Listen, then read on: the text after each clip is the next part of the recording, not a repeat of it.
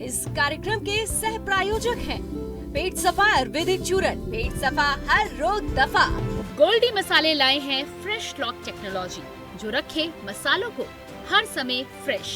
गोल्डी मसाले सच्ची सहेली, महिलाओं के लिए सबसे भरोसेमंद औषधि एवं टॉनिक। थर्मोकूल वॉशिंग मशीन, इंडिया का नया अंदाज। डॉक्टर ऑर्थो आयुर्वेदिक ऑयल और कैप्सूल, अब दर्द भी घुटने टेकेगा। रूप मंत्रा आयुर्वेदिक फेस वॉश, ये कोई कॉस्मेटिक नहीं, आयुर्वेदिक औषधि। मुख्यमंत्री पुष्कर सिंह धामी का उत्तरकाशी दौरा, आज नागान गांव में कार्यक्रम में करेंगे शिरकत। श्रीमद् भागवत कथा में लेंगे भाग, स्थानीय जनप्रतिनिधियों से भी करेंगे मुलाकात। उत्तराखंड की सियासत में हलचल तेज, किसान नेता राकेश टिकैत विधायक उमेश कुमार की मुलाकात, किसानों के मुद्दे पर हुई अहम चर्चा। रामनगर को मिली बड़ी सौगात, रामनगर देहरादून सीधी ट्रेन सेवा जल्द शुरू। तिरुदारस में संपर्क क्रांति का ठहराव शुरू, क्षेत्र की वर्षों पुरानी रेल मांग अब होगी पूरी। ऋषिकेश में अवैध शराब पर आबकारी विभाग की कार्रवाई, 16 पेटी शराब बरामद, मामले में एक सप्लायर गिरफ्तार, एक आरोपी फरार।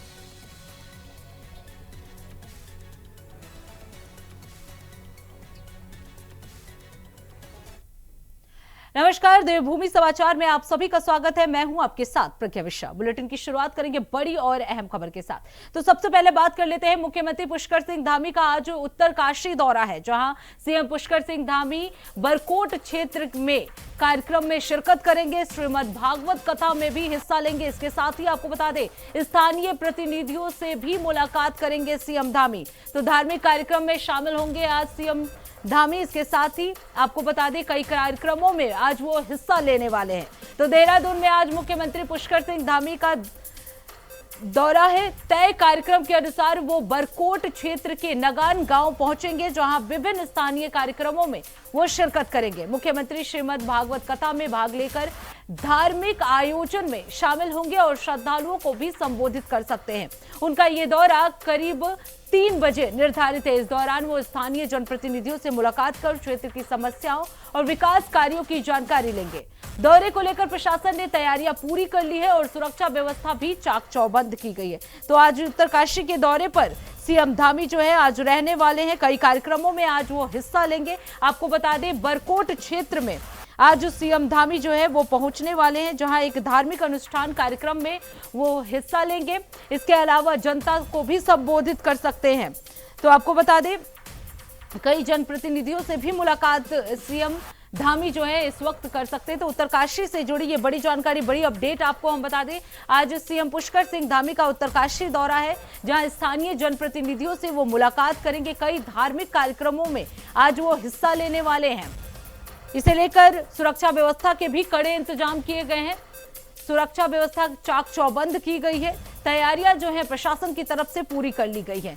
तो आज उत्तरकाशी के दौरे पर सीएम पुष्कर सिंह धामी जो है आज रहने वाले हैं। सीएम पुष्कर सिंह धामी बरकोट क्षेत्र जाएंगे, जहां एक धार्मिक अनुष्ठान कार्यक्रम में वो हिस्सा लेंगे। इसके साथ ही स्थानीय लोगों से भी मुलाकात करेंगे, उनसे बातचीत करेंगे।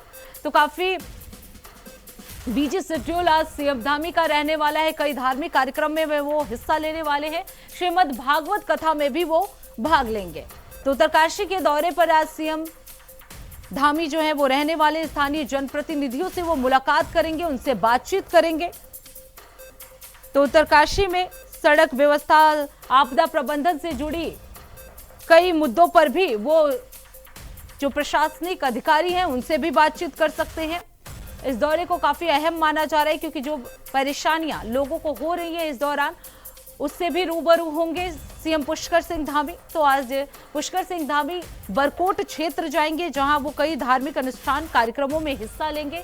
श्रीमद् भागवत कथा में भी वो शामिल होंगे। नगान गांव में ये कार्यक्रम होने वाला है और इस कार्यक्रम में वो शामिल होंगे, शिरकत करने वाले हैं सीएम पुष्कर सिंह धामी। श्रीमद् भागवत कथा में वो हिस्सा लेंगे। इसके बाद स्थानीय जो लोग हैं उनसे बातचीत करेंगे, उनसे मुलाकात करेंगे, उनकी परेशानियों को सुनेंगे, उनकी क्या कुछ समस्याएं हैं इनको भी सीएम पुष्कर सिंह धामी जो है आज सुनने वाले हैं और अधिकारियों से भी वो मुलाकात कर सकते हैं, अधिकारियों से भी बातचीत जो है इस दौरान कर सकते हैं।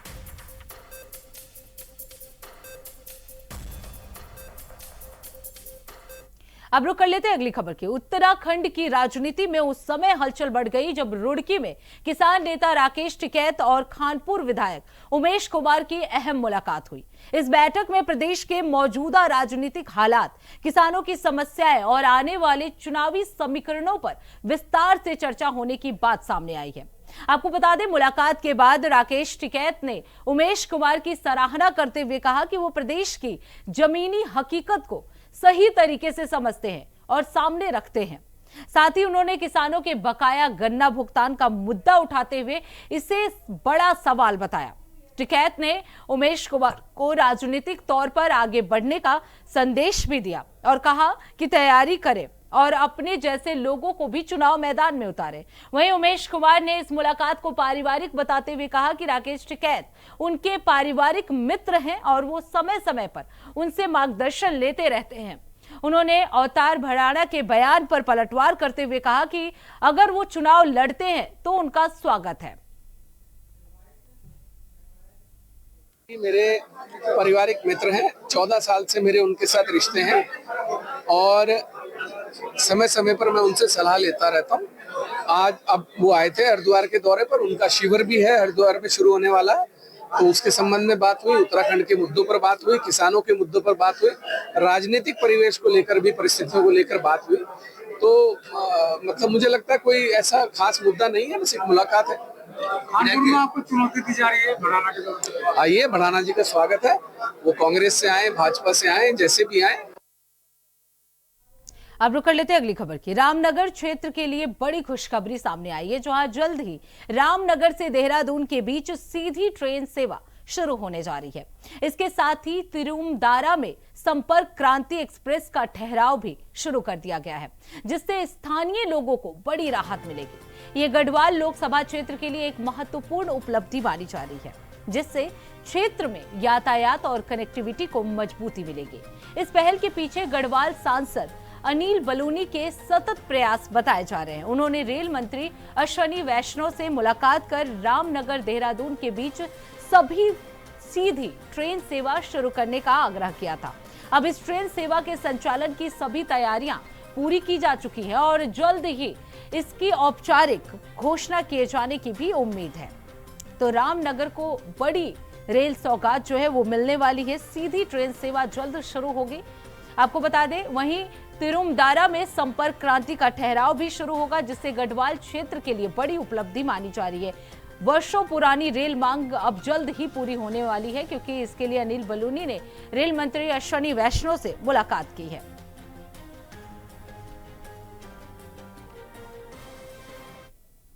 अब रुक कर लेते हैं अगली खबर की। देहरादून के प्रेम नगर थाना क्षेत्र के केहरी गांव और आसपास के इलाके में अत्यधिक यातायात दबाव के चलते जाम की स्थिति उत्पन्न हो गई। सूचना मिलते ही पुलिस टीम तत्काल मौके पर पहुंची और यातायात को सुचारू करने में जुट गई। आपको बता दें, मौके पर जांच के दौरान पाया गया कि एक निजी शिक्षण संस्थान के बाहर मुख्य मार्ग पर बड़ी संख्या में छात्र छात्राएं और उनके अव्यवस्थित तरीके से खड़े वाहन जाम का प्रमुख कारण बने हुए थे। पुलिस ने सभी को वहां से हटने के निर्देश दिए, जिसके बाद अधिकांश छात्र छात्राएं मौके से हट गए। हालांकि इस दौरान एक दो युवकों ने पुलिस से अनावश्यक बहस करते हुए कार्य में बाधा डालने की भी कोशिश की। स्थिति को नियंत्रित करने के लिए पुलिस को हल्का बल प्रयोग करना पड़ा। इस पूरे घटनाक्रम का वीडियो सोशल मीडिया पर वायरल हो गया, जिस पर संज्ञान लेते हुए एसएसपी देहरादून ने वीडियो में दिख रहे पुलिसकर्मियों को तत्काल प्रभाव से लाइन हाजिर कर दिया है।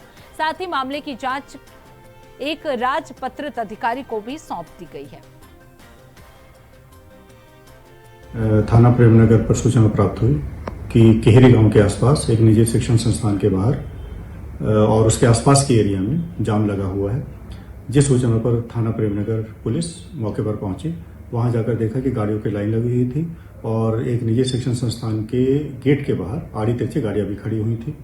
पुलिस के द्वारा तत्काल प्रभाव से उन गाड़ियों को सही किया गया और ट्रैफिक को भी सुचारू करवाने के प्रयास किए गए और ये भी वहां देखा गया कि काफी संख्या में वहां पे छात्र और छात्राएं गेट के बाहर इकट्ठा हो रखे थे, उनको भी पुलिस के द्वारा जो है समझाया गया और वहां से हटने के लिए उनको कहा गया। कुछ युवकों के द्वारा इसका पालन किया गया और वहां से वो चले गए, जिस कारण की यातायात व्यवस्था सुचारू करवाई गई। लेकिन एक दो युवकों के द्वारा इस पर आनाकानी की गई और पुलिस के साथ अनावश्यक रूप से बयानबाजी, अनावश्यक रूप से इसका विरोध किया गया। पुलिस को द्वारा उनको समझाया गया और जब वो नहीं माने तो पुलिस के द्वारा जो है हल्का बल प्रयोग कर स्थिति को नियंत्रण में किया गया। इस प्रकरण का एक वीडियो जो है सोशल मीडिया पर वायरल हो रहा है। उस वायरल वीडियो का संज्ञान लेते हुए उससे संबंधित जो पुलिस कर्मचारी हैं उनको तत्काल प्रभाव से थाना प्रेमनगर से लाइन हाजिर कर दिया गया है और इस पूरे प्रकरण की जांच एक राजपत्रित अधिकारी को सौंप दी गई है। अब रुक कर लेते हैं अगली खबर की। देहरादून में समाज सेवी और अभिनेत्री डॉक्टर आरुषि निशंक ने प्लास्टिक से पुण्य नामक अभियान की शुरुआत की है। इस पहल का उद्देश्य पर्यावरण संरक्षण और धार्मिक आस्था को एक साथ जोड़ना है। अभियान के माध्यम से चारधाम यात्रा मार्ग और प्रमुख धार्मिक स्थलों को प्लास्टिक मुक्त बनाने की दिशा में काम किया जाएगा। आरुषि निशंक ने बताया कि चारधाम को प्लास्टिक मुक्त बनाने के लिए ठोस पहल की आवश्यकता थी, जिसे ये अभियान आगे बढ़ाएगा। इसके तहत यात्रा मार्गों, चार धामों और प्रमुख पर्यटन स्थलों पर प्लास्टिक कचरे को इकट्ठा कर उसे रिसाइकिल किया जाएगा ताकि स्वच्छ और पर्यावरण अनुकूल चारधाम का लक्ष्य किया जा सके।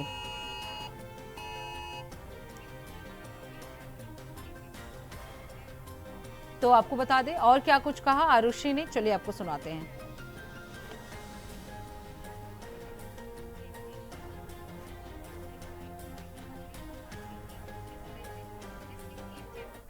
ये है कि आज जो प्लास्टिक से पुण्य ये मुहिम को हम शुरुआत कर रहे हैं, मैं ये नहीं बोलूँगी कि उसका जन्म आज हो रहा है, क्योंकि स्पर्श गंगा 2008 और 9 से जो है वो कार्यरत है और सिर्फ उत्तराखंड ही नहीं बल्कि पूरे भारत में और 5 और देशों में हम लोग इस कार्यक्रम को चलाते हैं। तो जो एनवायरनमेंट की चिंता है और जो मेरे राज्य के लिए मेरा कंसर्न है, और चारधाम यात्रा जैसे मैंने अभी कहा भी कि 2004 में जो है वो 50 लाख जो है वो तीर्थार्थी यहाँ पर आए थे। तो ये चारधाम जो है वो सिर्फ धर्म और रिलीजन को लेकर नहीं है बल्कि स्पिरिचुअलिटी को लेकर भी है, एंड यूथ इससे बहुत ज़्यादा कनेक्ट हो रहा है।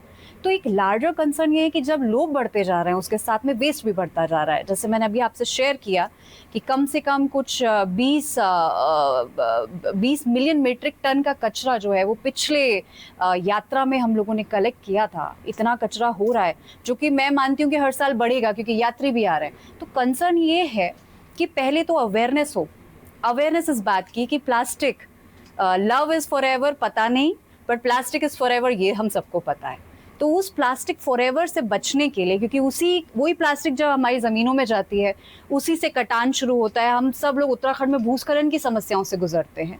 तो उन सब से बचने के लिए, इन्वायरमेंट को साफ रखने के लिए ये मुहिम हमने शुरू करी है। और पुण्य जो कि हम सब देखते हैं कि हम मंदिर में जाते हैं, एक सेवा भाव से जाते हैं, हम कई बार झाड़ू लगाते हैं, लंगर करते हैं, वो पुण्य कमाने के लिए करते हैं। तो आप अगर चारधाम यात्रा में आ रहे हैं तो आप प्लास्टिक से बचकर और प्लास्टिक को रिसाइकल करके भी पुण्य कमा सकते हैं। इस भाव से स्पर्श गंगा और प्लास्टिक से पुण्य की टीम ने आज इसको लॉन्च किया है। इसकी वेबसाइट भी लॉन्च हो चुकी है। जो भी आपकी क्वेरीज हैं, आपको इस अभियान से जुड़ना है जिसकी हम आज यहाँ पर बैठकर मुहिम भी कर रहे हैं कि आप आइए हमारे साथ जुड़िए और उत्तराखंड को, मेरी देवभूमि को प्लास्टिक मुक्त करिए और इस यात्रा को प्लास्टिक मुक्त करिए। तो उसके लिए भी आप हम लोगों को वहाँ पर जुड़ सकते हैं। अब रुक कर लेते हैं अगली खबर की। जसपुर कोतवाली क्षेत्र में पुलिस ने मुखबिर की सूचना पर बड़ी कार्रवाई करते हुए 160 किलो अवैध गोमांस बरामद किए हैं। इस दौरान पुलिस ने एक टेम्पो, एक ई रिक्शा और एक मोटरसाइकिल को भी जब्त किया। आपको बता दें इस कार्रवाई में कुल 7 लोगों को गिरफ्तार किया गया है जिन पर अवैध रूप से गोमांस की सप्लाई और तस्करी करने का आरोप है। पुलिस जांच में सामने आया कि आरोपी जंगल क्षेत्र से गांवों को पकड़कर गोकशी के लिए कसाईयों को सौंपते थे। आपको बता दें और रात के समय मांस को वाहन में भरकर कबाब की दुकानों तक पहुंचाते थे। मुख्य आरोपी दानिश को 160 किलो गोमांस के साथ पकड़ा गया है, जिसकी निशानदेही पर अन्य आरोपी भी गिरफ्तार किए गए। सभी आरोपियों में उधम सिंह नगर और मुरादाबाद के लोग शामिल हैं। स्थानीय प्रशासन और विभिन्न समुदाय प्रतिनिधियों ने इस कार्रवाई का समर्थन करते हुए कानून पालन की बात कही है।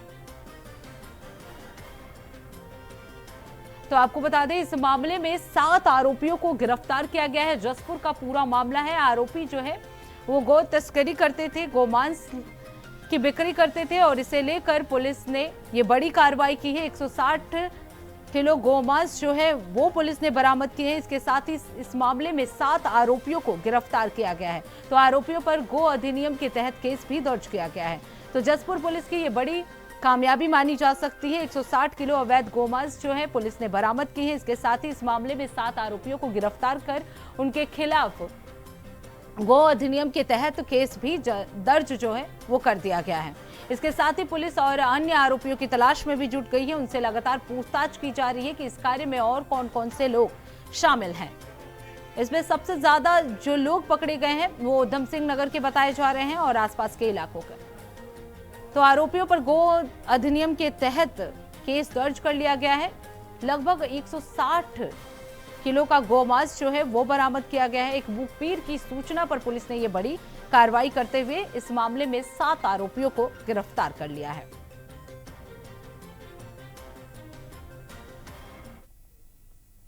अब रुक कर लेते हैं अगली खबर की। ऋषिकेश में आबकारी विभाग की टीम ने परशुराम चौक पुरानी चुंगी स्थित एक कमरे में छापेमारी कर बड़ी मात्रा में अवैध शराब बरामद की है।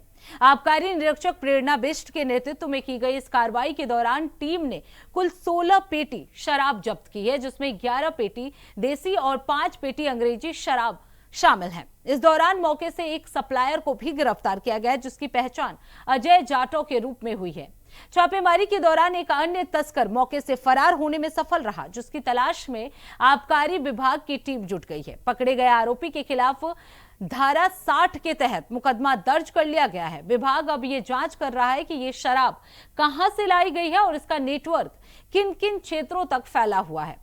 आबकारी निरीक्षक ने बताया कि नशे के खिलाफ जीरो टॉलरेंस नीति के तहत ऋषिकेश और आसपास के क्षेत्रों में ऐसी कार्रवाई आगे भी जारी रहेगी। तो आपको बता दें, ऋषिकेश का ये पूरा मामला है। इस मामले में एक सप्लायर को गिरफ्तार किया गया है। 16 पेटी शराब जो है वो बरामद की गई है, जिसमें देसी अंग्रेजी दोनों शराब जो है वो शामिल है। तो ऋषिकेश में अवैध शराब पर आबकारी विभाग की ये बड़ी कार्रवाई जो है वो देखने को मिली है। इस मामले में एक सप्लायर को भी गिरफ्तार किया गया। आपको बता दें, सप्लायर के पास से 16 पेटी शराब जो है वो बरामद की गई है, जिसमें देसी और अंग्रेजी दोनों शराब शामिल है। एक सप्लायर और एक आरोपी को इस मामले में गिरफ्तार किया गया है। वहीं एक आरोपी जो है अभी भी फरार बताया जा रहा है। तो ऋषिकेश का ये पूरा मामला है, जिसमें आबकारी विभाग की ये बड़ी कार्रवाई मानी जा सकती है। 16 पेटी शराब जो है वो बरामद की गई है, जिसमें देसी और अंग्रेजी दोनों शराब जो है वो शामिल हैं। आपको बता दें, इस मामले में एक सप्लायर को भी गिरफ्तार किया गया, वहीं एक आरोपी इस मामले में फरार चल रहा है। पुलिस जो है वो लगातार इस मामले पर कार्रवाई कर रही है और आबकारी विभाग ने 16 पेटी शराब जो है वो बरामद कर लिए हैं। बड़ी कार्रवाई जो है आबकारी विभाग की ये मानी जा सकती है। तो ऋषिकेश का ये पूरा मामला है, जहां अवैध शराब को लेकर ये बड़ी कार्रवाई अब आबकारी विभाग की तरफ से की गई है। आगे की कार्रवाई भी लगातार जारी रहेगी। तो ऋषिकेश और आसपास के क्षेत्रों में आबकारी विभाग जो है वो पूरी तरह से अलर्ट मोड पे नजर आ रहा है और जीरो टॉलरेंस की नीति के तहत ऐसी कार्रवाई जो है आगे भी जारी रहेगी। इस मामले में आपको बता दें, एक सप्लायर को गिरफ्तार किया गया।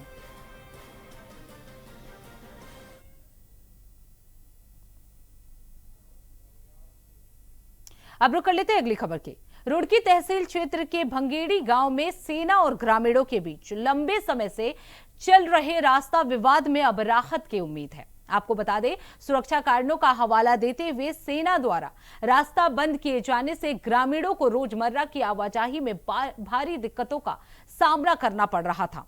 इस मुद्दे को लेकर ग्रामीणों, किसान यूनियन और जनप्रतिनिधियों द्वारा कई बार प्रदर्शन भी किए गए, लेकिन कोई ठोस समाधान नहीं निकल सका।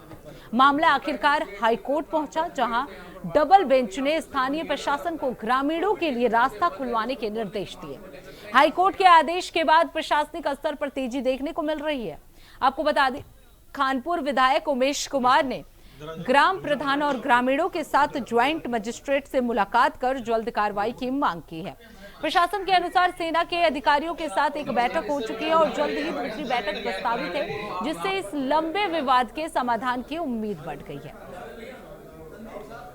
तो रुड़की के भंगेड़ी गांव में रास्ता विवाद पर अब राहत की उम्मीद जताई जा रही है। हाईकोर्ट के आदेश के बाद प्रशासन जो है वो पूरी तरह से सतर्क हो गया है।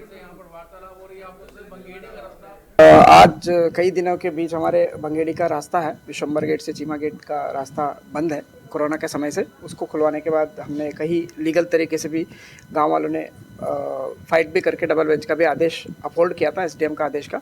उसी के दौरान आज माननीय विधायक जी और प्रधान और गांव के अन्य लोग और सभी पूर्व सैनिक भी आज एक बैठक रखा था, ताकि अभी हमारा मांग यही है कि जल्द से जल्दी उस डबल बेंच का आदेश को भी अनुपालन हो जाए और साथ ही साथ हमारे बहुत दिनों से बंद हुआ ये रास्ता सभी आम जन के लिए भी और पूरा गांव वालों को भी खोला जाए। उसके भी हमें लगातार आर्मी का बीजी और उनका ब्रिगेडियर साहब और सभी कर्नल्स वगैरह है उनकी वार्ता है, और साथ ही साथ हम सब से यही तय किया अगले 3-4 दिन के अंदर एक निर्णय पे हम आएंगे, उसका क्या होगा करके उस हिसाब से आगे का कार्रवाई होगा। लॉकडाउन से लेके आज तक ये रास्ता बंद है और इसके चलते तमाम एक बड़ी जनसंख्या इससे पीड़ित है। आज गांव के प्रधान, सभी सम्मानित पूर्व सैनिक, उनके साथ में जो भी हमारे गांव के सभी सम्मानित लोग हैं, आज यहाँ पहुँचे थे। हम लोगों ने आज जॉइंट मजिस्ट्रेट जी के साथ बैठ के इनके साथ चर्चा की।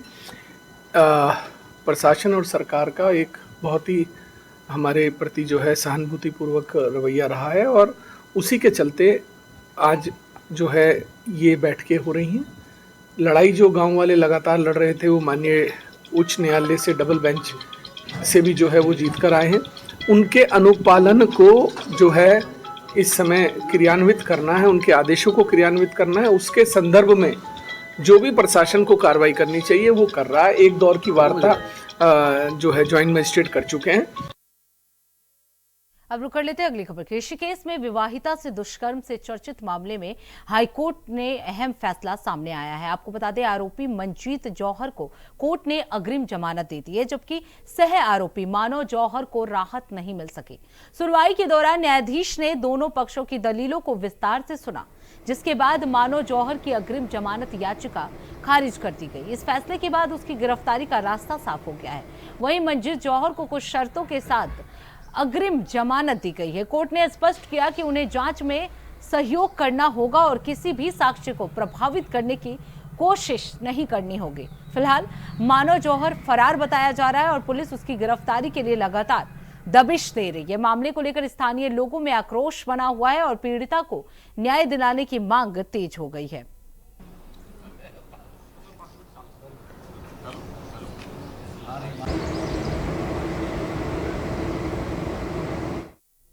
अब रुक कर लेते हैं अगली खबर की। हरिद्वार के सर्वानंद घाट पर उस समय हंगामा हो गया जब एक महिला अपने पालतू कुत्ते को गंगा नदी में नहलाने लगी।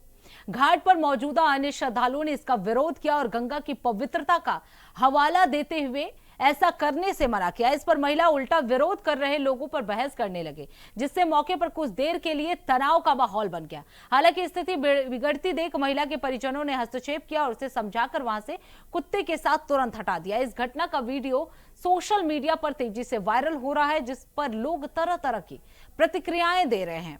कई लोग गंगा की गरिमा बनाए रखने के ऐसे कृत्यों पर सख्त कार्रवाई की मांग कर रहे हैं। हालांकि घटना की सटीक तारीख की पुष्टि अभी नहीं हो पाई है। तो हरिद्वार की ये तस्वीर है जहां आप देख सकते हैं एक महिला जो है कुत्ते को गंगा नदी में नहलाते हुए नजर आ रही है, जिसे लेकर वो बहस करते हुए भी नजर आ रही है। चूंकि गंगा साक्षात देवी है, वहां विभिन्न लोग अपनी आस्था के तहत अपने पूजा कर्म करते हैं। विभिन्न सनातन धर्मियों के पूजा कर्म में गंगा जल का प्रयोग किया जाता है। इस प्रकार से कुत्ते को नहलाना, कुत्ते के को लेकर इस प्रकार की जबरदस्ती वहां लोगों के टोकने के बाद उनसे झगड़ा करना, ये इतनी बड़ी अनभिज्ञता है कि वो सनातन धर्म में होकर भी केवल और जीव के प्रति प्रेम की तो बात करते हैं, लेकिन उन सनातन धर्म की शास्त्रीय विषयों को नहीं जानते। ये बेवकूफ़ी है, ये जबरन, जिसे कहते हैं कि भावनात्मक होकर आस्था के प्रति गलत प्रकार की जानकारी होना, ऐसे ही लोग करते हैं, जिसे अधूरा ज्ञान कहते हैं। उस कारण इस प्रकार के कृत्य लोग करते हैं। तो इसी के साथ देवभूमि समाचार में बस इतना ही। देश दुनिया की तमाम बड़ी खबरों के लिए देखते रहिए इंडिया वॉइस। तब तक के लिए नमस्कार।